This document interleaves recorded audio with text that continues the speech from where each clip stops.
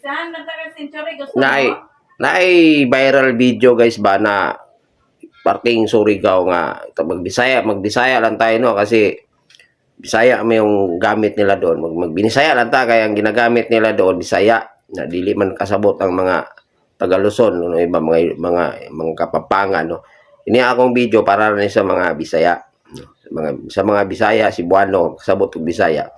Naamo ko yung nag-viral video nga pati ako na action ko kabalaka ba kay parting Surigao no mga tribo sila nya maato sila sa mga lugar nga ginaangko nila nga ilaha daw tong lugar o nya mga negosyante dito mga establishmento dito nga lugar parting Surigao ra po ni siya ginapadlakan nila so sa ilang mga aksyon ang ilang ginahimo murag magpanik ang mga tao kay daghan sila o nya magdala-dala silang sundang so sa pagkakaroon nga panahon ang kung wa po masipyat murag ganban man karon no bawal ang mga tao maliban lang sa mga sundalo o pulis mga men in uniform nga naa sila rights nga madala sila og mga pusil or mga sundang no kahit pulis nga ano bawal sila magdala og mga pusil karon nga dili sila naka-uniform kasi may gunban nga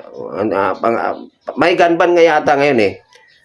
No tapos mga to sila dito, mga padlock sila og mga tindahan kay lagi daw sila daw kunoy tag-iya atong yuta nga gibarugan sa mga tindahan. Nya magdala silang sundang. So sa panahon karon kay ganban bawal ta og magdala ta og mga deadly weapon. So ang sundang considered as deadly weapon siya. Pwede mo siyang dalhin kung kung iparty lang sa trabaho halimbawa maglinis ka sa imong yuta pwede siya pero kung una na maadto ka sa isa ka establishmento na isturahon nimo tong mga tagtungod na ipapadlak nga magdala-dala silang sundang so magpanik yun ang mga tao ako nga naara ko dire katan-aw ko sa picture sa video sa ilang mga aksyon pati ako naglibog ko maguluhan ako sa ginagawa nila. Pero ako bilang isang mamamayan na isa ka civilian na po, nag-observe na po ko nagbase sa nakita na ko sa video. Murag naay dili pod maayo ang ilang gihimo no, mga tribo sila og ang ilang mga pinili daw sila no, mo ilang mga istorya.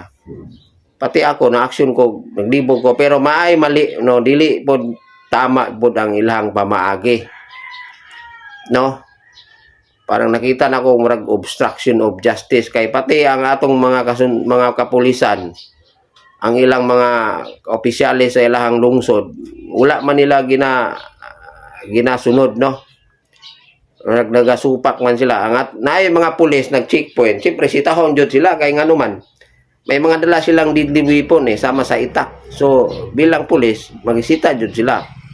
Pero dili man sila mutahod sa kapulisan. So, kung isa ka sa mga napanood, sa may masulti nimo sa ilahang nga grupo.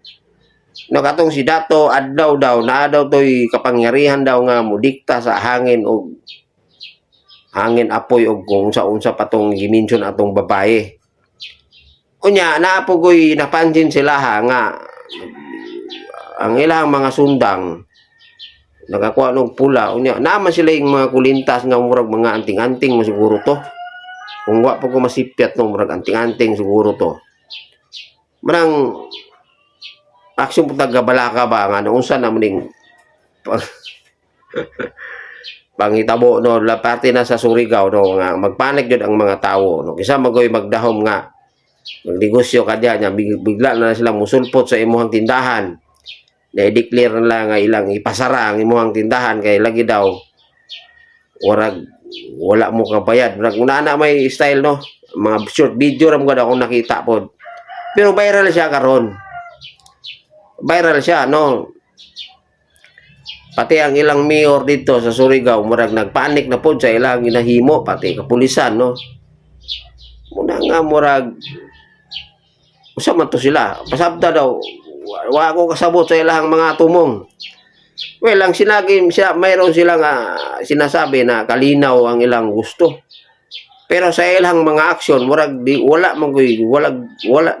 kay makitaan nga kalinaw, no? Kay siyempre, bigla na lang kang sumulpot sa isang establishmento at sabihin mo sa may-ari o sino may yung mga katiwala nga nandoon, sabihin mo, padlak na mo ng inyong tindahan. So, ang tao po taon, matarantar po kay siyempre magpanik po taon kasi may dala kasing itak. May dala silang itak na parang siyempre nakakatakot din, no? Makuyuan po ka kay baya or hindi kayo magkaintindihan, bigla na lang yung tagaing kanya, no? No? So, ang tanong, kung mayroon silang batas na pina-implement, no, na ilang man ang kuno man yun nila na sa kanila daw yun, lugar na yun. No? Kung totoo nga sa kanila, pero mali po, hindi ganon, no? Mayroon, kasi ang alam ko, mayroon of rule of law. No, at sila na lang pagmamay-ari, no, mukhang napakahirap naman yun, no, napaka magulo yung lugar na yan. Ngayon, yung mga pangyayari doon sa lugar na yon, kung hindi maagapan yan, o hindi malustas yan, sila masulbat nila yun doon, baka nag-viral baka mamaya mahantong yan, makarating yan sila sa Senado or sa Senado. No, mas maganda nga siguro na makarating yan sa Senado kasi masyadong panik yung mga tao para malaman kung sino ba ang nagsasabi ng totoo or sino ba yung paniniwalaan ng mga tao doon. Sila ba na mga tribo yun sila at yung namuno sa kanila yun si Haring Adlaw. Yun yung Haring Adlaw. Mas maganda makarating sa Senado para malaman talaga kung sino yung legal. Kung legal ba yung ginagawa nila or legal yung gobyerno natin na mayroon tayo ngayon, no? Kasi delikado Bigla na lang susulpot sa harapan mo at pasara yung tindahan mo. Talagang pinapadlakan nila.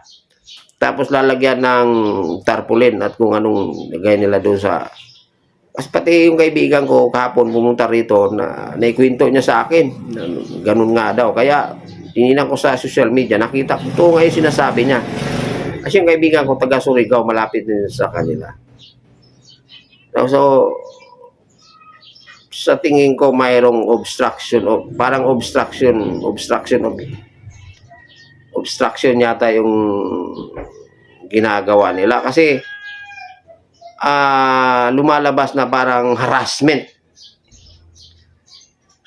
ang datingan kasi bigla na lang pumunta sa harapan mo at ipasara yung tindahan mo at wala man lang may papakitang dokumento. Mayroon silang tinutukoy na batas. Pero sa tingin ko hindi yata applicable yun. Kung applicable man, mali din yung approach nila. Hindi nila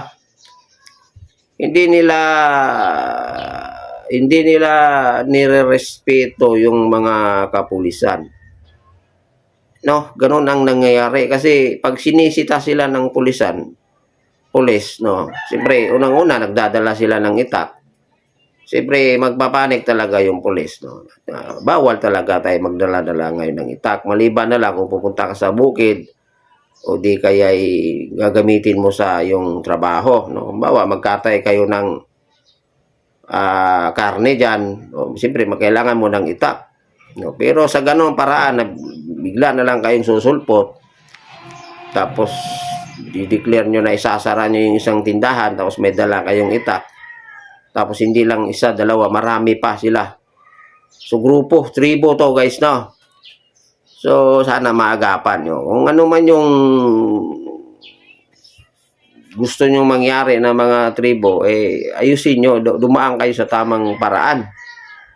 Kasi kung may batas kayo, may batas din. At ang pagkakalam ko, kahit tribo kayo, under kayo sa batas ng Pilipinas because you are living in this country, Filipino.